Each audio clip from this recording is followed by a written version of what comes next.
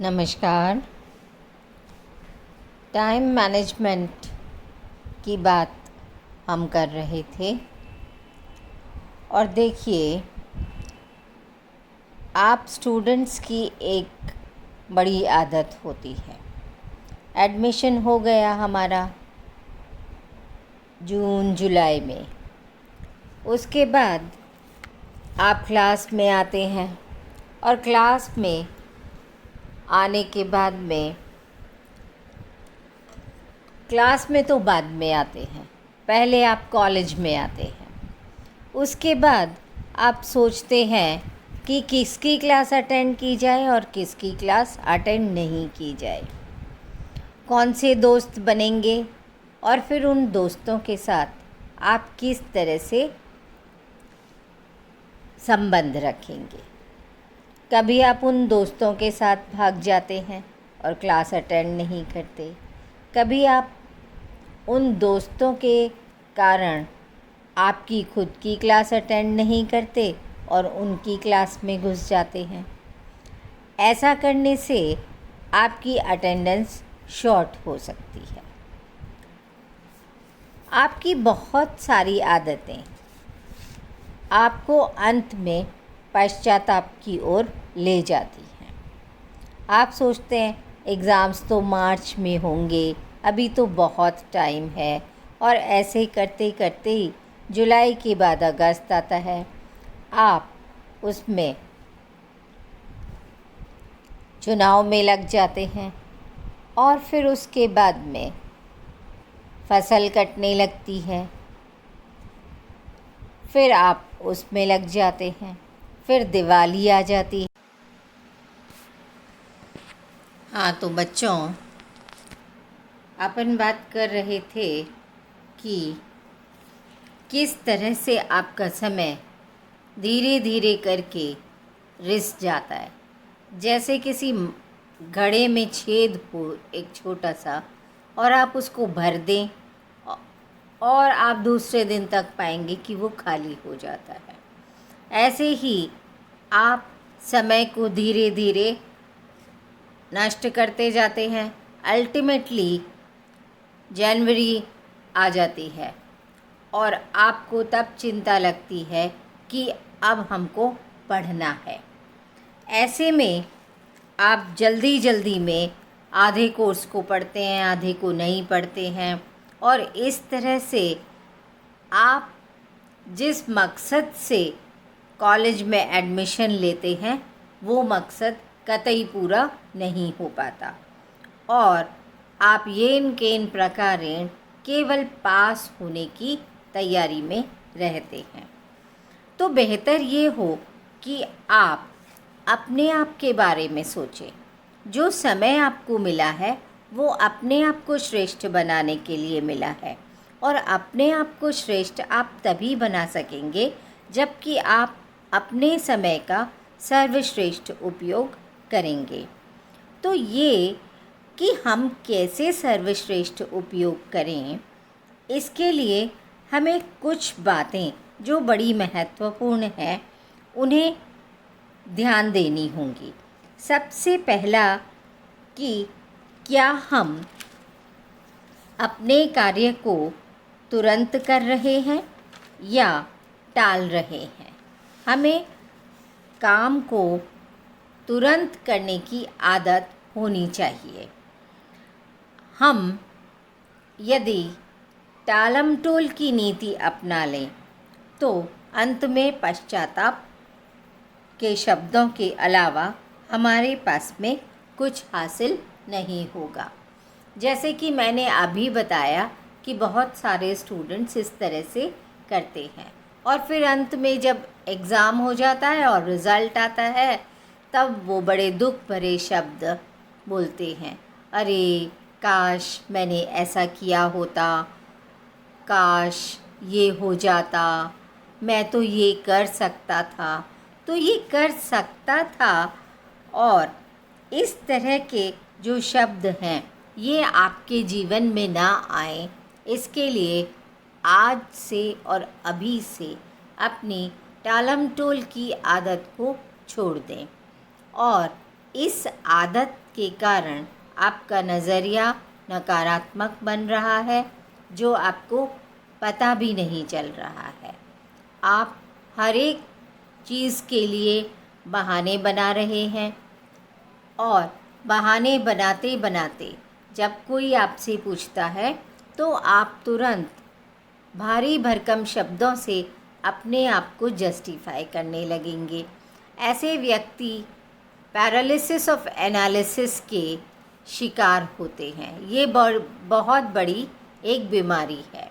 विश्लेषण का जो लकवा है वो धीरे धीरे आपको बहानेबाज भी बना देता है। इसलिए आज से ही टालम टोल करने की आदत छोड़कर वर्तमान में जीने की आदत डाल लीजिए, क्योंकि आपको मालूम है कि वर्तमान ही सबसे महत्वपूर्ण समय है। जो बीत गया वो बीत गया, पास्ट जा चुका है। भूतकाल से अब कोई मतलब नहीं है। फ्यूचर, भविष्य क्या होने वाला है, इसके बारे में चिंतित होने का कोई अर्थ नहीं है, क्योंकि भविष्य तो वही होगा ना जो आज हम करेंगे। इसलिए आज पर, अभी पर ध्यान दीजिए। बहुत खूब कबीरदास जी ने लिखा है, काल करे सो आज कर, आज करे सो अब, पल में प्रलय होएगी, बहुरी करेगो कब। बहुत सुंदर बात लिखी है। ये न केवल स्टूडेंट्स के लिए बल्कि सभी के लिए महत्वपूर्ण है। तो वर्तमान का जो उपयोग है वो हमें सबसे अच्छे तरीके से करना चाहिए। अंग्रेज़ी में वर्तमान को कहते हैं प्रेजेंट, और प्रेजेंट का एक दूसरा अर्थ भी होता है इनाम। वर्तमान हमें इनाम के रूप में मिला है। हम वर्तमान को जितना अच्छा बना लेंगे उतना ही अच्छा हमारा भविष्य भी होने वाला होता है। इसके साथ साथ अब हम ऐसा क्या करें कि वर्तमान को श्रेष्ठ कर सकें। इसके लिए कुछ कार्य हमें करने होंगे। सबसे पहले तो हमें ये देखना होगा कि कौन कौन से वे कार्य हैं जो हमें करने हैं। हमारे सामने जो कार्य हैं उन कार्यों को हम 3Ds में विभाजित कर सकते हैं। ये जो 3D सिस्टम है, इसमें पहला है डिले, दूसरा डेलीगेट और तीसरा डू इट। डिले, डेलीगेट और डू इट में जब हम अपने कार्यों को सूचीबद्ध कर देंगे तो बहुत आसानी से हम अपने कार्यों को समय पर निपटा सकेंगे। डिले अर्थात वे कार्य जिनको हम कुछ समय बाद भी करें तब भी चल जाएगा। डेलीगेट, सारे कार्य खुद को करना ज़रूरी नहीं है, बल्कि कुछ कार्य हमारे लिए दूसरे लोग भी कर सकते हैं, तो हम उसे डेलीगेटेड वर्क कहते हैं। उन कार्यों को हम डेलीगेट कर सकते हैं। और जो सबसे महत्वपूर्ण कार्य हैं जिन्हें हमें ही करना है, पढ़ाई आप करेंगे तभी आप परीक्षा में लिख कर आ सकते हैं। इसलिए इस कार्य को सबसे महत्वपूर्ण श्रेणी में रखते हुए स्वयं इस कार्य को करते हुए बहुत अच्छी तरह से इसे करें। अब आता है कि हम किस समय हमारा कार्य करें। तो प्रत्येक व्यक्ति के कार्य क्षमता के अलग अलग समय होते हैं। कुछ व्यक्ति ऐसे होते हैं जो रात में अच्छा कार्य कर लेते हैं। कुछ व्यक्ति सुबह के समय अच्छा कार्य करते हैं। कुछ व्यक्ति दोपहर के समय अच्छा कार्य करते हैं। तो वैसे स्टूडेंट्स के लिए पढ़ाई का सबसे अच्छा समय सवेरे का माना जाता है, किंतु ये अपनी अपनी बॉडी केमिस्ट्री, अपनी अपनी आदतों और अपने अपने जो एनवायरनमेंटल आपकी कंडीशंस हैं, आप जिस तरह के परिवेश में रहते हैं उस तरह के परिवेश में आपके लिए कौन सा समय उचित है, ये आपको स्वयं देखना होगा। और आपके प्राइम टाइम में आप जो कार्य करेंगे तो कम समय में अधिक कार्य कर सकेंगे। मेडिकली ऐसा माना जाता रहा और जो यौगिक प्रणाली है उसमें भी ये माना जाता रहा है कि हमारा मस्तिष्क सुबह के समय सबसे तेज़ी से कार्य करता है। तो सुबह सुबह का जो समय होता है वो स्टूडेंट्स के पढ़ने के लिए बहुत अच्छा माना जाता है। इसके बाद जो चीज़ आती है, हमने स्टूडेंट्स को बहुत अच्छी तरह से देखा है और इतने वर्षों में जो समस्याएं हमें स्टूडेंट्स की दिखाई देती हैं कि वे बड़े अव्यवस्थित किस्म के हो जाते हैं। परीक्षा के दौरान तो और भी अधिक अव्यवस्थित होते हैं। उन्हें भागा दौड़ी में समय का ध्यान नहीं रहता, कभी वे पेन भूल आते हैं, कभी वे एडमिशन कार्ड भूल आते हैं। तो अपने आप को व्यवस्थित रखने की आदत यदि आप में है तो कितने भी स्ट्रेस में हो आप व्यवस्थित रहेंगे। इसलिए स्वयं को व्यवस्थित रखने की आदत डालिए, अपनी चीज़ों को व्यवस्थित रखने की आदत डालिए। कल हमें क्या करना है, इसके लिए रात को ही उसका प्लान करके सोना चाहिए।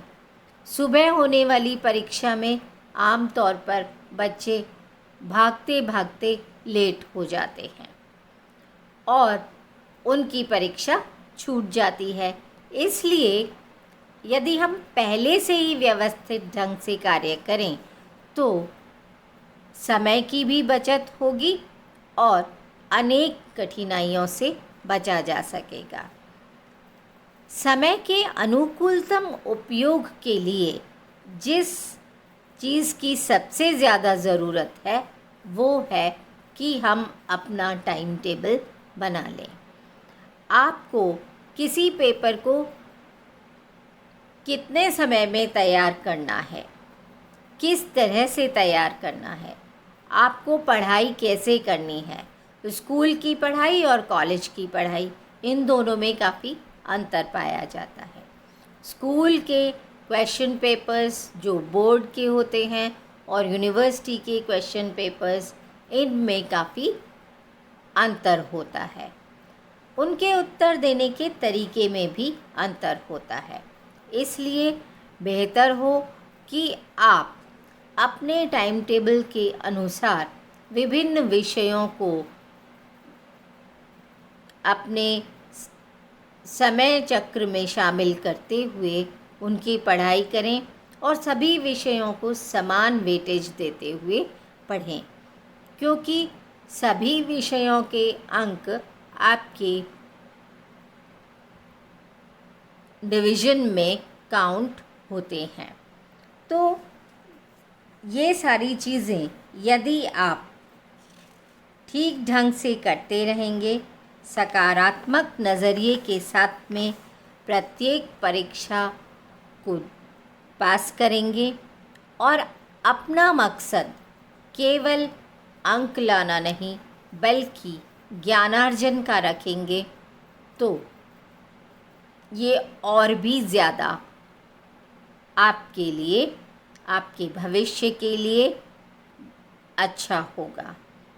आज के वीडियो में मैं आपसे इतनी ही बात करती हूँ और वीडियोस में मैं आपसे इसी ज्ञान की बात और आपके फ्यूचर टाइम मैनेजमेंट की बात भी करूँगी। धन्यवाद।